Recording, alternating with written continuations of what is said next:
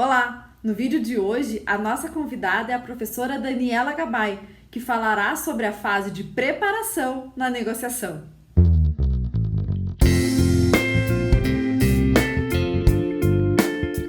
Daniela Monteiro Gabay é mediadora na área empresarial, sócia de Noite e Gabay Advogados, com atuação nas áreas de mediação e arbitragem.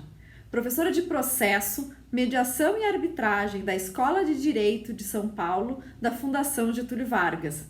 Mestre e doutora em Direito Processual pela Universidade de São Paulo. Foi Visiting Fellow na Universidade de Yale e na London School of Economics and Political Science. É autora de livros sobre meios alternativos de solução de conflitos e mediação em judiciário no Brasil e nos Estados Unidos, dentre outros. Fique agora com o vídeo da professora Daniela Gabay. Olá a todos e a todas. Hoje eu vou conversar com vocês sobre a negociação, especificamente sobre a fase de preparação para a sessão de negociação. A negociação é um método autocompositivo de solução de conflitos que a gente usa de forma muito intuitiva, né? Porque ela é inerente à própria comunicação. Quem se comunica, negocia. E até por nós usarmos no nosso dia a dia, em diferentes contextos, de uma forma bastante espontânea, muitas vezes nós nos esquecemos de nos preparar para esse momento. E há técnicas, há princípios que são extremamente relevantes para que uma negociação seja feita de uma forma racional, saindo da negociação clássica da barganha, em que o que um ganha, o outro perde, e você fica disputando apenas preço e distribuição de valor.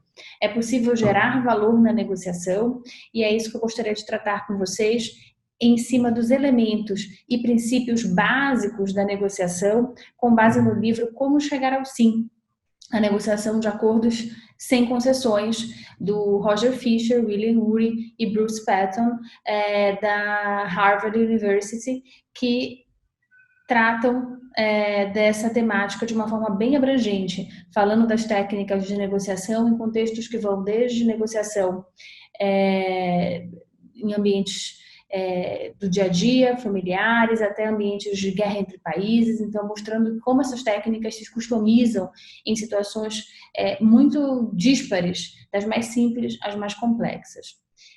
E aí, especificamente sobre essa preparação para a negociação, ela, é claro, passa pelos princípios básicos de separar as pessoas do problema, então não pessoalizar o conflito, entender que as pessoas devem estar lado a lado versus o problema e não uma contra a outra.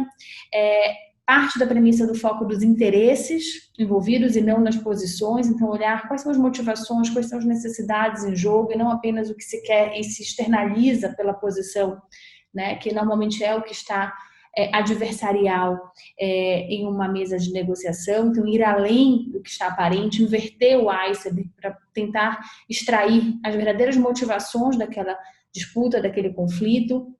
Pensar em múltiplas opções possíveis que podem ser trazidas à mesa de negociação, que permitam um resultado ganha-ganha e critérios objetivos para a escolha dessa melhor opção. Pensando na negociação como um processo e pensando que esse processo começa na fase de preparação, muito antes de você começar efetivamente a negociação, né, com o outro participante, eu gostaria de compartilhar com vocês um formulário de negociação que, em cima desses princípios que eu comentei com vocês e elementos da negociação, eu inseri em um artigo que eu vou divulgar aqui para vocês, para que antes desse momento negocial seja possível relembrar os principais elementos e se preparar da melhor forma possível para a negociação. Bem, o primeiro ponto desse formulário são os interesses. Então, antes de eu sentar numa mesa de negociação, seja numa compra e venda, seja negociação num ambiente corporativo, empresarial, de uma compra e venda de uma empresa, seja no ambiente familiar, numa situação de divórcio, separação, de guarda, alimentos de filhos, enfim, em múltiplos contextos, antes de sentar ali na mesa, né, junto ao outro participante, refletir sobre quais são os meus principais interesses e, mais do que isso, quais são os interesses mais importantes. Priorizar os interesses e as motivações e as necessidades é extremamente relevante nesse momento negocial. E aí não só pensar os seus interesses, mas pensar também os interesses da outra parte, do outro lado, né, do outro participante que vai estar lado a lado com você, tentando buscar as melhores opções possíveis. Isso é bastante relevante também, isso não é um exercício fácil, né? Porque você se colocar no lugar do outro, você ter empatia em relação ao lugar de fala do outro, parece simples, mas não é trivial. E é um ponto de partida extremamente relevante para se preparar para a negociação. Depois disso, pensar em múltiplas opções. E aí existe uma dica de tentar separar o ato de criar a opção do ato de julgar qual é a melhor opção. Então, você não está indo ali para a mesa de negociação colocando as suas opções, as opções que atendem aos seus interesses. Você está tentando livremente pensar em múltiplas opções, fazer um brainstorming, né, que se chama, para depois julgar o que é melhor ou não. E aí você vai ver que quando você separa o ato de criar a opção do ato de julgar a opção, muito mais opções aparecem nessa mesa de negociação. Depois, pensar em critérios de legitimidade. Como escolher a melhor opção?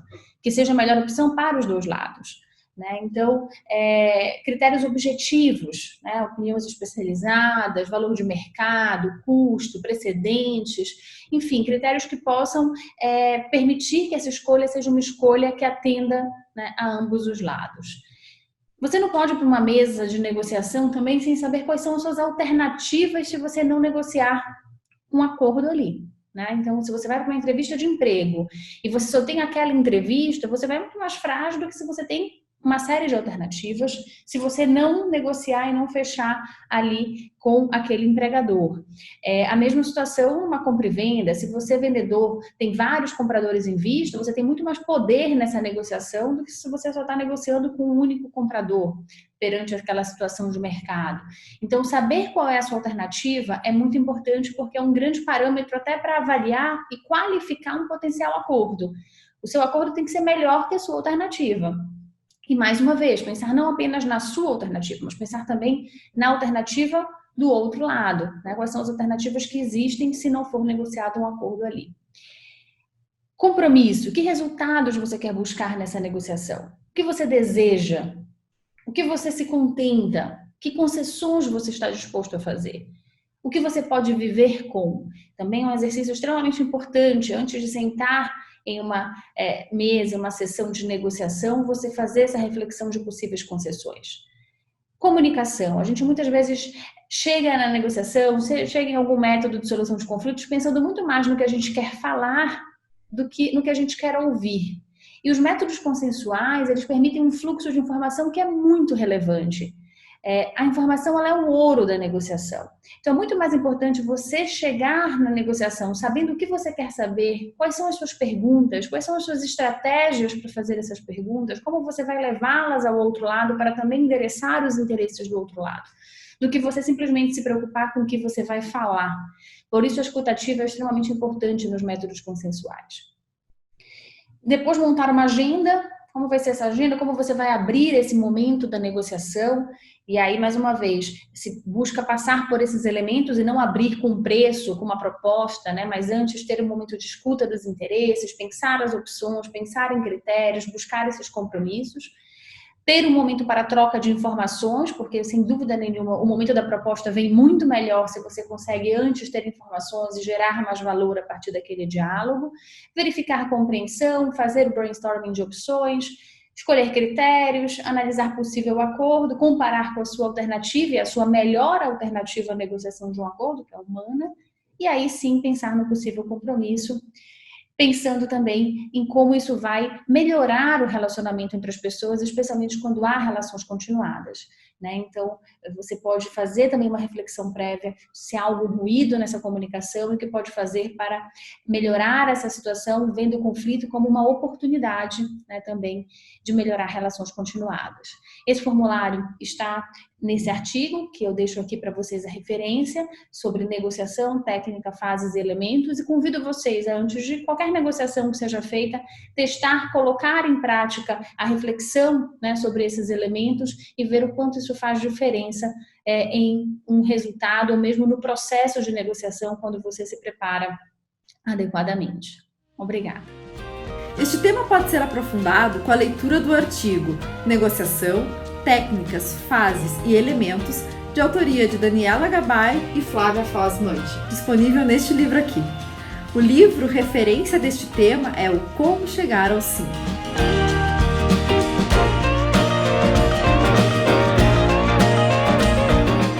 Muito obrigada, professora Daniela Gabay, por compartilhar conosco seu conhecimento e por nos apresentar um pouco mais da negociação e dessa fase de preparação que é muito importante nesse procedimento. E você, assim como eu, também gostou do tema apresentado? Deixe aqui seu comentário, sua dúvida, sua sugestão, a sua contribuição. A sua participação neste projeto é muito importante, então inscreva-se no canal e ative as notificações. Até o próximo vídeo!